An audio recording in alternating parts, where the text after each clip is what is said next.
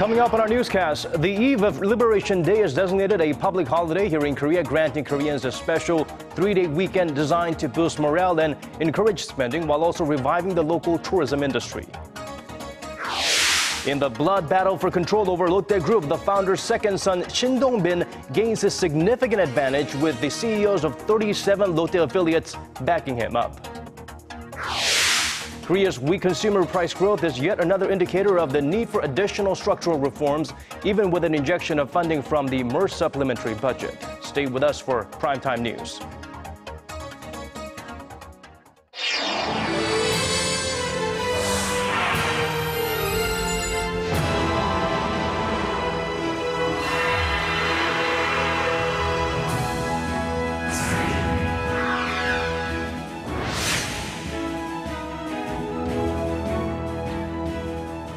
Hello and welcome to Primetime News on this Tuesday, August 4th. I'm Daniel Choy. And I'm Hwang Ji-hye. Thanks for joining us.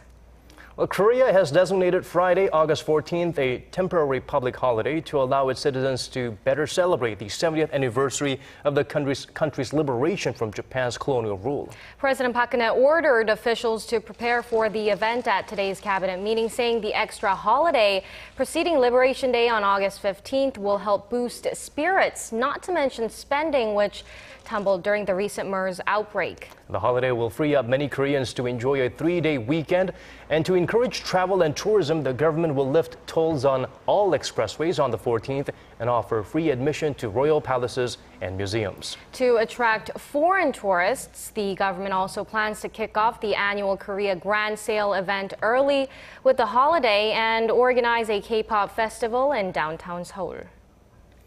With great power comes great responsibilities. Korea's conglomerates are actively responding to the temporary holiday. It's likely that Samsung, Hyundai Motor, LG Group, and financial institutions will follow suit, as labor management divisions within large firms normally follow government guidelines. Already, some companies like Hanwha Group have designated the 14th as a holiday.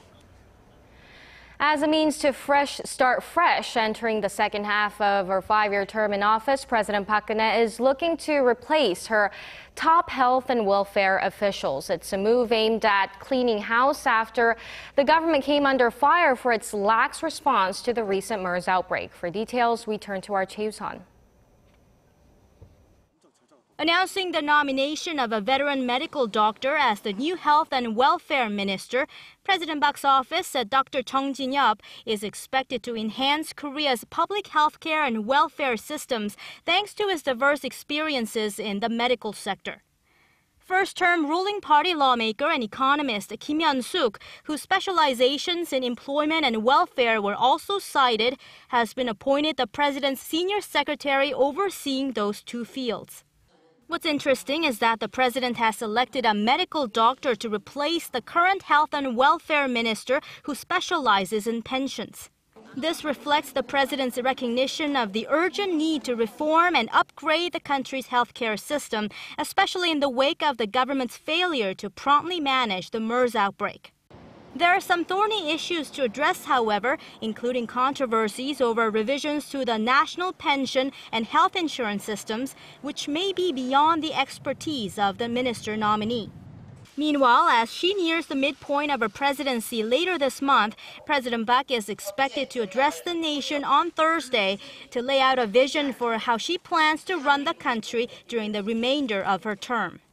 She is widely expected to seek public support for the 4 areas she's targeted for reform: the public sector, labor, finance, and education, and to emphasize that structural reforms are vital to job creation efforts and sustainable growth.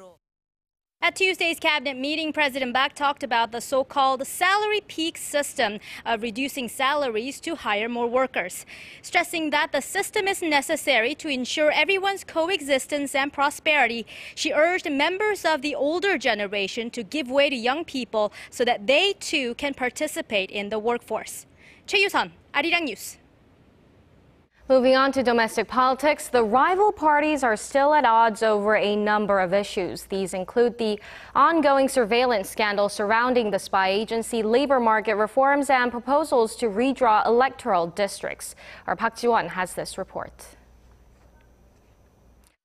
The two main rival parties have been unable to resolve their differences over a number of pending issues, including allegations the nation's spy agency wiretapped citizens using a smartphone hacking tool that it purchased from an Italian surveillance vendor in 2012. Although the head of the National Intelligence Service said last week that the agency did not use the program to spy on citizens, the main opposition party has been pressing it to turn over related files. Against this backdrop, the ruling party urged the opposition to stop hindering intelligence gathering activities. The National Intelligence Service guards national security. We urge the opposition bloc to focus on activities for the public interest instead of trying to reveal national secrets. The main opposition party said unless the spy agency submits all the requested materials, it will boycott an NIS field inspection on Thursday, where NIS engineers plan to offer their insight on the hacking software. Labor market reform is another contentious issue for the rebel parties. The ruling bloc has vowed to transform Korea's rigid labor market through a number of measures, including a so-called wage peak system that aims to cut wages to hire more people. The opposition party says, however, that the government has shifted all the responsibility for the slowing economy and high youth unemployment onto the labor market. Labor market reform cannot be achieved by the administration alone. Neither economic stimulus nor job creation are possible with the administration's conceit and self-righteousness. A social compromise is needed. Both parties also have different views on electoral redistricting. They have agreed to keep the number of assembly seats the same at 300, but disagree about the number of proportional representatives, currently 54. The ruling party wants to reduce that number, while the opposition hopes to strengthen the representative's role. Park Ji-won, Arirang News. Lotte Group's founding family members are embroiled in an ugly fight for control of the retail giant, but it seems Shin Dong-bin, the chairman and younger son of the group's founder Shin Gyuk-ho, has many reasons, 37 to be exact, to feel good about his chances of finishing on top. Our Kim Young-gil explains further. 37 CEOs of Lotte affiliates since Seoul have officially thrown their support behind current Lotte Group chairman Shin Dong-bin. We, the heads of the affiliates of Lotte Group, Korea's fifth largest conglomerate, give our support to the current chairman, Shin Dong-bin, as he has proven his management abilities and produced concrete results. The statement issued by Lotte Corporation CEO No Byung-yong on Tuesday comes amid an escalating feud between Dong-bin and his elder brother Dong-ju for control of Lotte Group. No also apologized for causing public concern about the succession battle and said he, too, felt a great sense of responsibility for the current situation. The Korean CEOs weren't the only ones to give their support to the younger son. In Japan, Lotte Holdings CEO Takayuki Tsukuda also said Tuesday that he will work with Dong-bin to create synergy between business operations in the two countries. Lotte Holdings, whose shares are primarily owned by an unlisted company in Japan, controls Seoul-based Lotte Group. Shares in Lotte Group affiliates have been fluctuating in recent days as investors fidget over Lotte's governance structure and the growing management risks, as well as speculation the two sons would both seek to boost their stakes in the retail giant. Kim Young-gil, Arirang News. Korea's consumer prices continue to run low while Asia's fourth largest economy grapples with sluggish growth. Given that, some say the government may need a few new tools in its arsenal to jumpstart the economy, aside from the $18 billion stimulus package that passed through Parliament late last month. Shin Se-min runs us through the numbers. Korea's consumer prices grew in the 0% range again in July. Data from Statistics Korea shows that consumer prices grew 0.7% last month, and the figure has been below the 1% range since late last year. The agency attributed the low growth to low global oil prices and a reduction in consumer utility fees, both of which further contributed to the weak price growth. A surge in the agro-fisheries industry of 3.7%, driven by unfavorable weather conditions, was not enough to push consumer prices up over 1%. The data is adding to concerns that Asia's fourth largest economy may have already entered a deflationary period.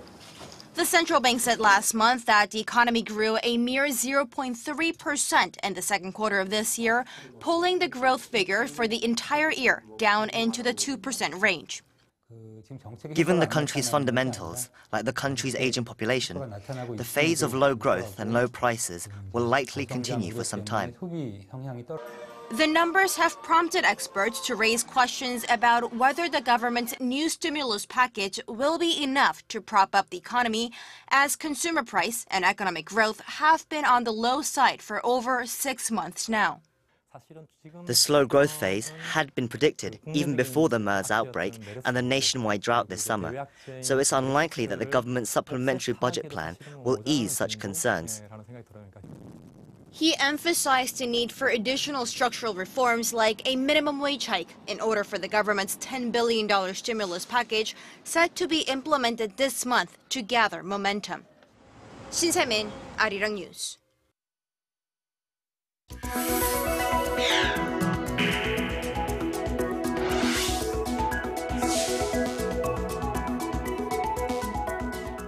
Seoul will begin restoring an inter-Korean railway that has not been in use for 7 decades since the division of the Korean Peninsula in 1945. A groundbreaking ceremony is set to be held tomorrow at Cheolwon, located near the border with North Korea. Around 200 are expected to attend, including Unification Minister Hong Yong-pyo and Defense Minister Han Min-gu. The 224-kilometer Gyeongwon line opened in 1914 as a route to transport goods. The Unification Ministry said the restoration project will reaffirm and prepare for eventual reunification of the two Koreas. It would also be instrumental in realizing President Park Geun-hye's vision to connect Europe and Asia through a rail logistics network. And we will be airing live coverage of that ceremony at 11 a.m. tomorrow. And this may be another ray of hope that long-stalled inter-Korean ties could improve. South Korea's former First Lady Lee Hee-ho will depart on a 4-day humanitarian trip to North Korea from Wednesday. Our Kim Hyun-bin has more. The widow of former President Kim Dae-jung will travel with a 19-member delegation, and she will be in the north from Wednesday to Saturday. North Korea sent a formal invitation confirming the trip on Monday. The Kim Dae-jung Peace Center says EEO is scheduled to visit several sites, including children's hospitals, orphanages, and Byeongsan, a historic Korean mountain. Now, all eyes are on whether the visit will bring about a breakthrough in inter-Korean ties. Still, it is uncertain at this point whether she will meet with North Korean leader Kim Jong-un during her stay. And Seoul's Unification Ministry says the government will not ask the former First Lady to deliver any messages on his behalf. It also confirmed that no government officials will be part of her delegation. This is Lee's first visit to the north in over 3.5 years, when she offered her condolences to Kim Jong-un for the death of his father, Kim Jong-il. Kim Hyun-bin, Arirang News. South Korea's Foreign Minister Yoon Byung-se has departed for Malaysia today to attend a series of ASEAN meetings. There's extra attention on the event this year as the top diplomats of all members of the so-called six-party nuclear talks, including North Korea's foreign minister, will be there. Our Han Da-eun fills us in. The annual foreign ministers' meetings, led by the Association of Southeast Asian Nations, or ASEAN, will kick off in Kuala Lumpur on Wednesday. A series of talks, including the ASEAN Plus 3 foreign ministers' meetings and the East Asia Summit foreign ministers' meeting, will be held over the course of 2 days. But the ASEAN Regional Forum is garnering the most attention as all members of the six-party nuclear talks will gather to discuss regional security along with 21 other partner nations. The six-party talks, designed to denuclearize North Korea, have been stalled since 2008. The officials representing the six-party nations are Seoul's Foreign Minister Yoon Byung-se, U.S. Secretary of State John Kerry, and the foreign ministers of China, Japan, Russia, and North Korea. Watchers are hoping some progress can be made on the North Korean nuclear issue. The ASEAN Regional Forum is the only regional security forum in which North Korea takes part. South Korea's foreign ministry says Minister Yoon will once again urge North Korea to engage in denuclearization talks and express Seoul's will to resume inter-Korean dialogue. Another contentious issue that's not on the official agenda is the dispute over the energy-rich South China Sea. During the opening ceremony on Tuesday, Malaysia, who's hosting this year's ASEAN meetings, called for an amicable settlement of the issue. The issue of South China Sea is a prime example. ASEAN can and should play a vital part in effecting the amicable settlement, one that respects the dignity of each nation. During the ASEAN Plus 3 meeting, 10 ASEAN member nations plus South Korea, China, Japan will gather to cover a wide range of topics from climate change to infectious diseases. Minister Yoon will also attend the Korea-Mekong Foreign Ministers meeting, which will focus on ways to boost cooperation between Korea and 5 nations located in the Mekong region in Southeast Asia. Those countries are Cambodia, Laos, Myanmar, Thailand, and Vietnam. 한다은, Arirang News. Let's talk about some machines with the need for speed. Korea's state-of-the-art fighter jets took off earlier this morning ahead of next week's U.S.-led Red Flag Alaska air drill. The exercise is designed to boost the participants' combat capabilities. Our Kim Ji-hye gives us a rundown of what to expect. 6 Korean fighter jets departed for Alaska Tuesday to join a U.S.-led defense drill. They're set to arrive at Eielson Air Force Base to join the 12-day Red Flag Alaska exercise that starts August 10th. The Korean Air Force says it expects the drill to help increase its combat fleet operations, among other things. This is the first time the F-16D fighter jets will participate in the multi-platform coordinated drill. The jets will fly 10 hours nonstop for more than 8,000 kilometers and refuel mid-air by a U.S. tanker to continue their journey. This year, 103 Korean personnel, including 32 combat pilots, will participate, along with 2 transport planes and a passenger plane.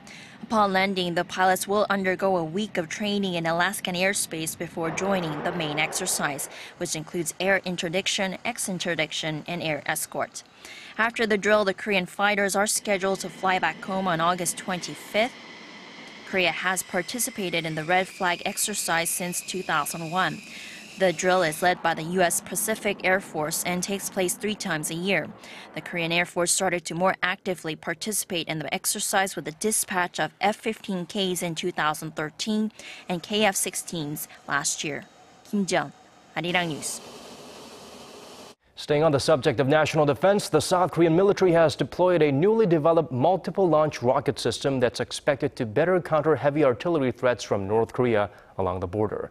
The new launcher, dubbed Chunmu, has a maximum range of up to 80 kilometers, which is twice that of its predecessor. Military officials say Chunmu is capable of precision strike power that can demolish an area of 3 football fields at once.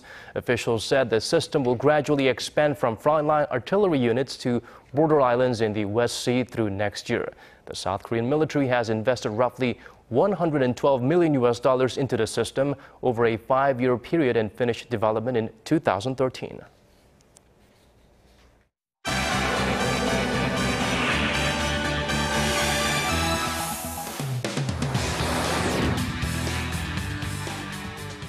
And for today's top international headlines, we turn to our Lee Sun-ho at the News Center. Today's focus, President Obama reveals his clean power plan, firefighters battle blazes in Northern California, and U.S. airline companies ban shipments of animal trophies. Well, so let's start off in Washington. We are getting some strong reactions to Obama's big speech.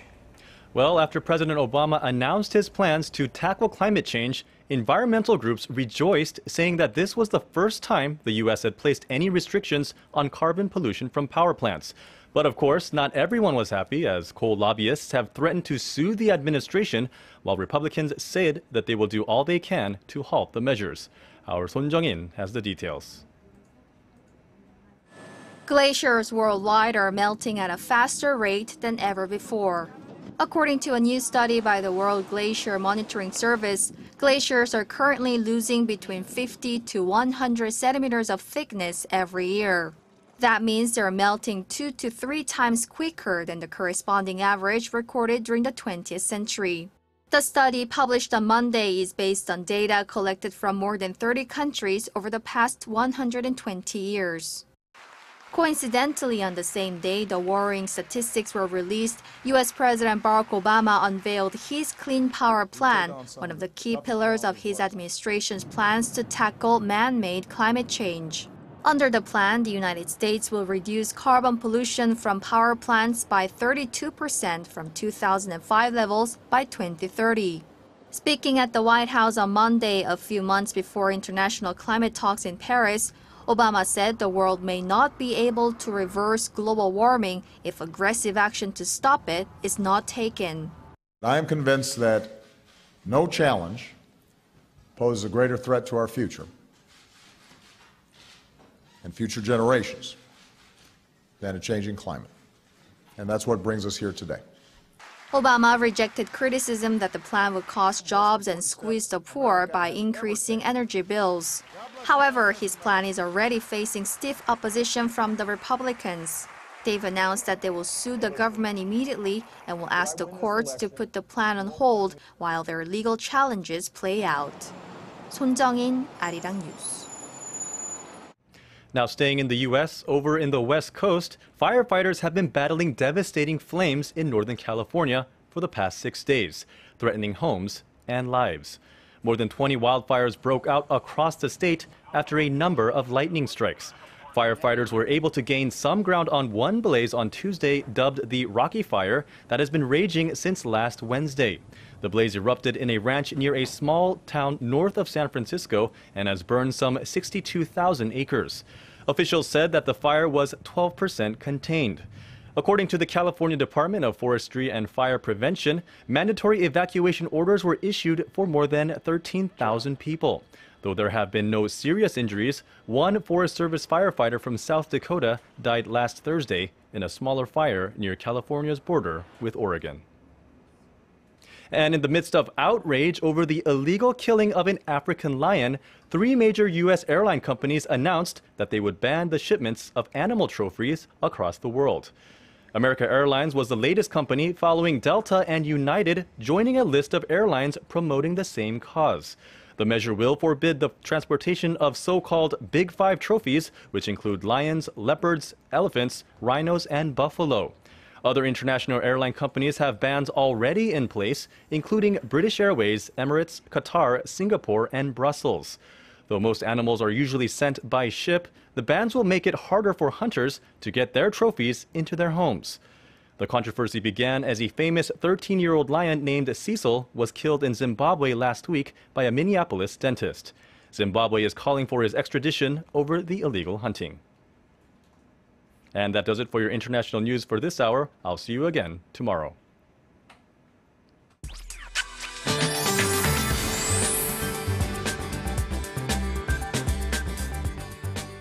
The heat wave has roasted most parts of the southern regions today, and Yeongdeok in North Gyeongsang-do province had it the hottest at a sweltering heat of 38.2 degrees this afternoon, while Daegu saw a high of 36.8 and Seoul for 30.8. And for tomorrow, sporadic rain is expected for the capital region tomorrow morning, but things should clear up and give way to sunny skies by the time you head out to lunch. But down south, it will be nothing but sunshine all day long. Meantime, the UV index should climb up to very high and extreme levels in some parts of the peninsula as intensive heat continues to grip the peninsula. And as for Wednesday's temperatures, it's gonna be as hot as today, as the daily high here in Seoul and Busan will hike up to 31, and Daegu and Gwangju will rise to 36 and 34 tomorrow afternoon. And as for the other regions, it seems like Daejeon and Jeju Island will see a high of 34 and 33, while Dokdo rises to 31. Now, this blistering heat is forecast to reach its peak on Friday, with the capital regions topping off at 34 degrees Celsius. But after that, conditions will start to ease early next week, so hang in there for just a few more days. Well, that's all for Korea, and here's international weather for viewers around the world.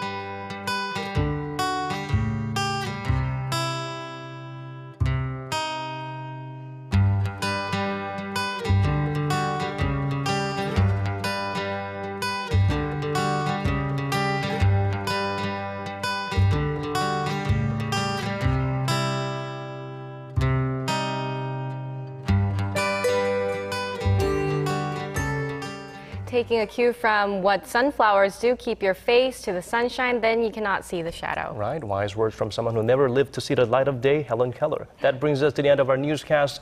Thank you for staying with us. We'll be back same time tomorrow. Goodbye for now.